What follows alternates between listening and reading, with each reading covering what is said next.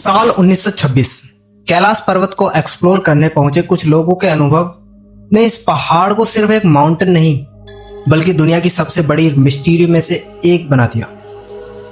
कहा जाता है कि कैलाश के बेहद ऊंचे और कठिन एनवायरमेंटल में कुछ लोगों ने समय के अजीब तरह से गुजरने, शरीर में तेजी से बदलाव महसूस होने और यहाँ तक कि बाल और नाखून तेजी से बढ़ने जैसे एक्सपीरियंस बताए। लेकिन सवाल है, क्या ये सिर्फ कहानियां हैं या इसके पीछे कोई साइंटिफिक रीजन छुपा है? कैलाश की ऊंचाई, बेहद कम ऑक्सीजन, फ्रीजिंग टेम्परेचर और अचानक बदलता वेदर इंसानी शरीर और दिमाग पर आखिर क्या असर डालते हैं? और फिर आता है सबसे बड़ा सवाल, जब इंसान माउंट एवरेस्ट जैसी दुनिया की सबसे कठिन चोटियों तक पहुंच चुका है तो 6,638 मीटर ऊंचे कैलाश की समिट आज भी इतनी रहस्यमय क्यों है? क्या इसकी पिरामिड जैसी शेप सिर्फ एक नेचुरल जियोलॉजिकल फॉर्मेशन है या इसके पीछे कोई ऐसी बात है जिसे हम आज तक पूरी तरह समझ नहीं पाए? और फिर इसी कैलाश के पास मौजूद है मानसरोवर और राक्षस ताल जैसी विशाल झील। एक तरफ भगवान शिव से जुड़ी हजारों साल पुरानी मान्यताएं, दूसरी तरफ रावण की तपस्या की कहानियां भी हैं। कुछ थ्योरीज कैलाश को एंशिएंट कॉस्मिक जियोमेट्रिक और मिस्टीरियस एनर्जी से जोड़ती है, लेकिन इनमें से कितना सच है और कितना सिर्फ थ्योरी? इस वीडियो में हम कैलाश को सिर्फ आस्था की नज़र से नहीं देखेंगे, हम देखेंगे साइंस, हिस्ट्री, ज्योग्राफी और माइथोलॉजी और तलाशेंगे उन सवालों को जो शायद आज तक रहस्य बनकर ही रह गए। आखिर कैलाश पर्वत में ऐसा क्या है जो हजार सालों बाद भी इंसान को रहस्य में डाल देता है? तो वीडियो में एंड तक बने रहें और चैनल को सब्सक्राइब करें, वीडियो को लाइक करें और कमेंट में हर हर महादेव जरूर लिखें। सोचिए, आप दुनिया के सबसे रहस्यमय पहाड़ों में से एक के सामने खड़े हैं। आपके सामने करीब 6,638 मीटर ऊंचा कैलाश पर्वत, एक ऐसा पहाड़ जिसे करोड़ों लोग सिर्फ एक माउंटेन नहीं बल्कि स्वयं भगवान शिव का धाम मानते हैं। लेकिन कहानी यहां से शुरू नहीं होती। कहानी शुरू होती है एक ऐसी घटना से जिसने कैलाश को सिर्फ आस्था का नहीं बल्कि मिस्ट्री का भी सिंबल बना दिया। दोस्तों, साल 1926 के आसपास ब्रिटिश एक्सप्लोरर ह्यू रटलेड ने कैलाश क्षेत्र का सर्वे किया था। उन्होंने कैलाश के आसपास के इलाकों को बेहद कठिन और दुर्गम बताया, लेकिन इसके बाद जो बात सबसे ज्यादा चर्चा में आई वो थी कैलाश की विशाल, लगभग परफेक्ट पिरामिड जैसी आकृति और उसकी ऐसी स्थिति जिसने एक्सप्लोरर को इसकी ऊंचाई और संरचना को लेकर हैरान किया। बाद के कई क्लाइंबर और एक्सपेडिशन ने कैलाश की तरफ देखा, लेकिन समिट तक पहुंचने का विचार ही एक अलग सवाल बन गया। और यहीं से शुरू होता है कैलाश का पहला बड़ा रहस्य। क्यों आखिर माउंट कैलाश पर आज तक कोई वेरीफाइड सक्सेस समिट नहीं कर पाया? ध्यान दीजिए, दुनिया के सबसे ऊंचे पर्वत माउंट एवरेस्ट पर इंसान पहुंच चुके हैं। K2 जैसी बेहद खतरनाक चोटी पर भी क्लाइंबर्स पहुंच चुके हैं, लेकिन कैलाश जिसकी ऊंचाई एवरेस्ट से लगभग 2200 मीटर कम है, उसकी समिट आज भी अनटच्ड मानी जाती है। अब कुछ लोग तुरंत कहेंगे क्यों? क्योंकि कैलाश पर चढ़ना धार्मिक रूप से मना है, और यही बात इस कहानी को और इंटरेस्टिंग बना देती है। कैलाश हिंदू धर्म में भगवान शिव का निवास माना जाता है। बौद्ध परंपरा में इसे माउंटेन मेरू से जोड़ा जाता है। जैन परंपरा में भी कैलाश क्षेत्र को बहुत विशेष महत्व दिया गया है और तिब्बतन ट्रेडिशन में इसे एक पवित्र पर्वत माना जाता है। मतलब 4 अलग अलग धार्मिक परंपराओं और एक ही पहाड़ जिसे 1000 साल से एक्स्ट्रा ऑर्डिनरी स्पिरिचुअल इंपॉर्टेंस मिली हुई है। लेकिन क्या इसकी मिस्ट्री सिर्फ रिलीजन तक सीमित है? बिल्कुल नहीं। कैलाश को सैटेलाइट इमेज में देखने पर इसकी शेप बेहद स्ट्राइकिंग दिखाई देती है। इसकी चारों तरफ की स्लोप्स कई जगह से ऐसी दिखाई देती है कि पहाड़ एक विशाल पिरामिड जैसा लगता है। हालांकि वैज्ञानिक दृष्टि से यह जरूरी नहीं कि कैलाश कोई आर्टिफिशियल पिरामिड हो। पर्वतों में एरोशन और जियोलॉजिकल प्रोसेस ऐसी आकृतियां बना सकते हैं। लेकिन सवाल फिर भी बचता है, कैलाश की साइमेट्री इतनी रिमार्केबल क्यों दिखाई देती है? और फिर आता है दूसरा रहस्य। कैलाश के आसपास दो विशाल झीलें हैं, मानसरोवर और राक्षतला झील। एक तरफ मानसरोवर जिसे हिंदू परंपरा में बेहद पवित्र माना जाता है, दूसरी तरफ राक्षतला जिसके नाम और धार्मिक कथाओं ने इसे मिस्ट्री से जोड़ दिया।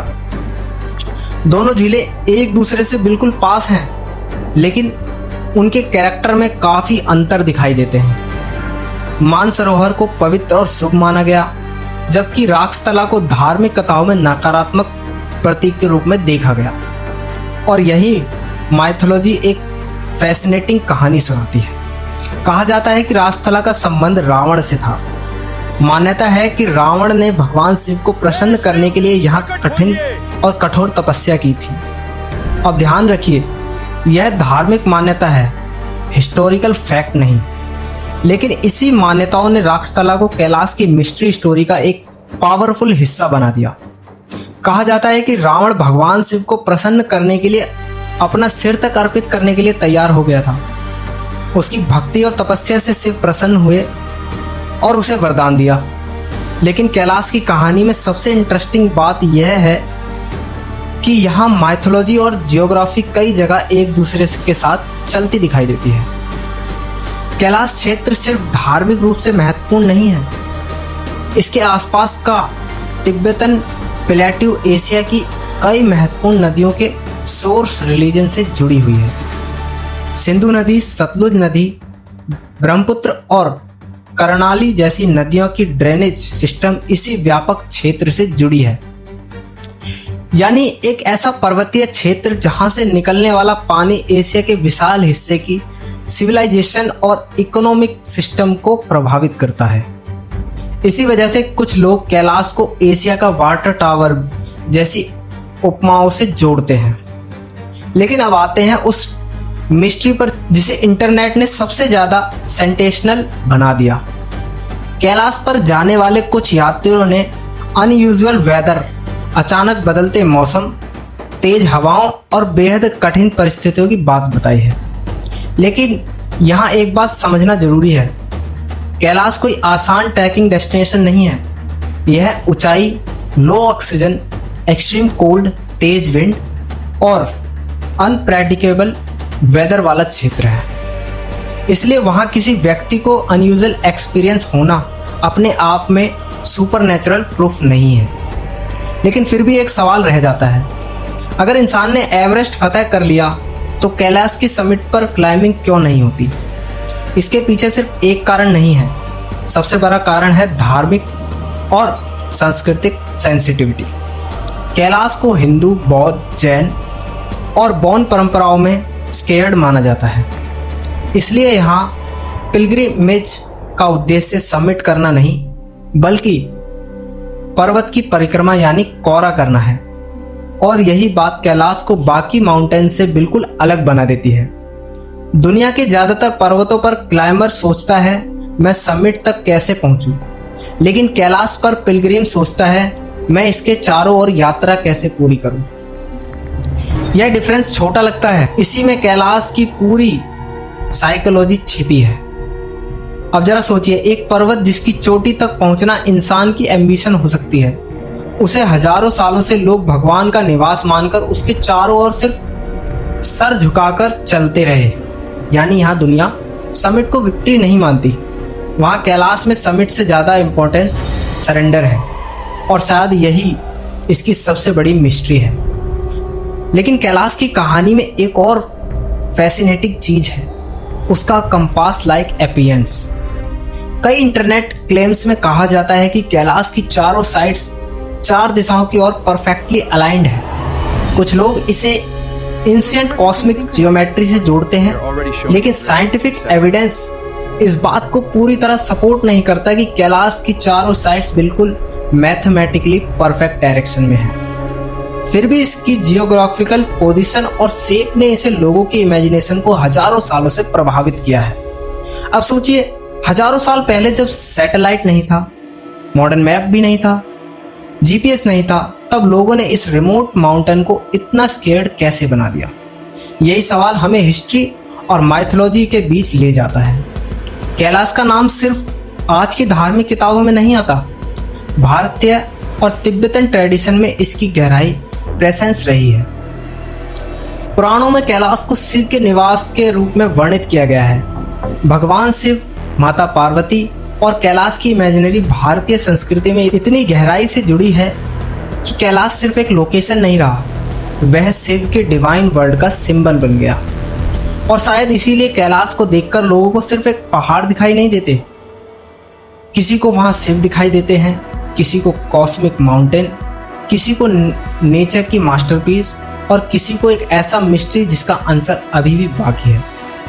लेकिन अब सबसे कंट्रोवर्शियल सवाल, क्या कैलाश वास्तव में एक नेचुरल माउंटेन है या किसी एंशिएंट सिविलाइजेशन ने इसे किसी खास उद्देश्य से बनाया था?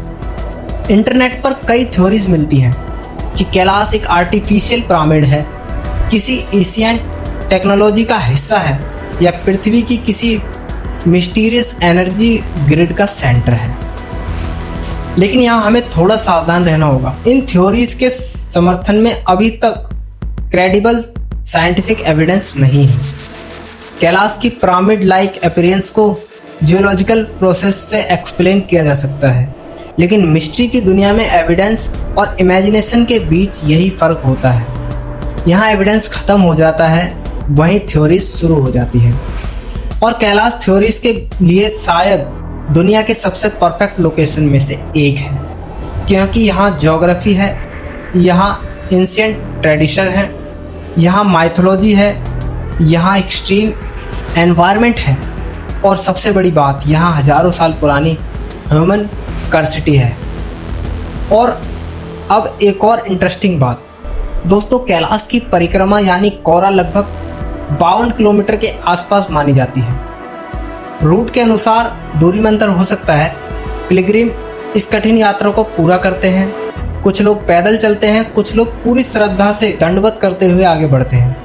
कल्पना कीजिए, एक व्यक्ति एक कदम चलता है, फिर जमीन पर लेटता है, उठता है, फिर एक कदम चलता है और ये प्रक्रिया करते हुए वो पूरे कैलाश की परिक्रमा करता है। यह सिर्फ फिजिकल जर्नी नहीं है, यह एंड्योरेंस की परीक्षा है। और शायद यही वजह है कि कैलाश की यात्रा को केवल टूरिज्म की नज़र से देखना इस जगह की असली भावना को समझने के लिए काफ़ी नहीं है। लेकिन अब आते हैं सबसे फेमस मिस्ट्री पर। कैलाश के आसपास समय तेजी से चलता है। इंटरनेट पर कई स्टोरीज मिलती है कि वहाँ लोगों के बाल और नाखून तेजी से बढ़ गए या समय अलग तरह से महसूस हुआ। क्या यह सच है? इसका कोई मजबूत वैज्ञानिक प्रमाण नहीं है कि कैलाश के आसपास टाइम अलग स्पीड से चलता है, लेकिन हाई एल्टीट्यूड पर शरीर और एनवायरनमेंट में बदलाव जरूर होते हैं। Low oxygen, extreme cold, dehydration, fatigue और साइकोलॉजिकल स्ट्रेस किसी व्यक्ति के परसेप्शन को प्रभावित कर सकते हैं। यानी अनुभव रियल हो सकता है, लेकिन उसका कारण सुपरनैचुरल होना जरूरी नहीं।